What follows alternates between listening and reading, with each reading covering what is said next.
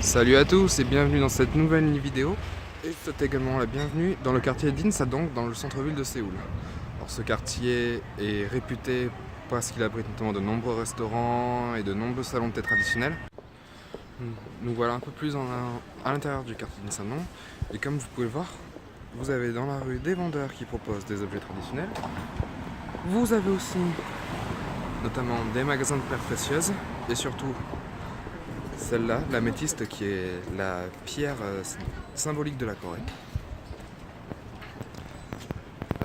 La particularité d'Insadong, c'est que en plus des magasins, on va dire, de mode, de beauté et des restaurants, il y a aussi tous ces petits magasins et tous ces petits vendeurs de rue qui proposent des objets traditionnels. Donc c'est vraiment un quartier à visiter si vous voulez découvrir ne serait-ce qu'un petit peu plus de la culture coréenne. Voici un exemple de boutiques d'objets traditionnels en Corée, des poteries notamment.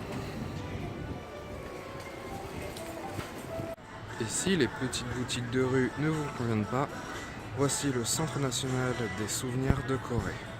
Donc c'est un très grand magasin, comme vous pouvez voir le bâtiment est assez conséquent, même si le magasin ne va pas jusqu'en haut.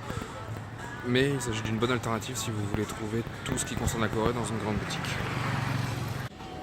Et nous voilà dans le cœur d'Insadong, dans une de ces nombreuses galeries. Alors, quand on vient ici, c'est indispensable de passer par ici. Alors, en l'occurrence, les galeries commencent à ouvrir vers 10h30. Comme vous pouvez le voir, on y trouve de tout, des magasins de jouets de bande dessinée pour les enfants, des bijoux, des luminaires, de l'artisanat, des restaurants, et c'est sur 3 étages. Vous trouvez également des cafés et également des grandes marques occidentales. Toujours dans les galeries, si vous prenez les escaliers, vous trouverez également des petites expositions photos comme celle-ci.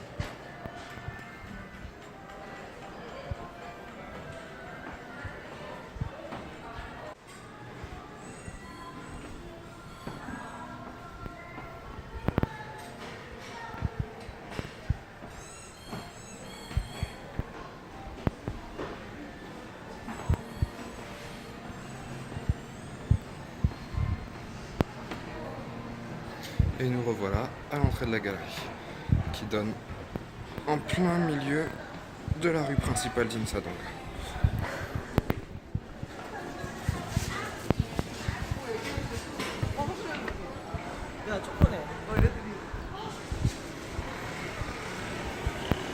Et nous voilà arrivés à la sortie d'Insadong.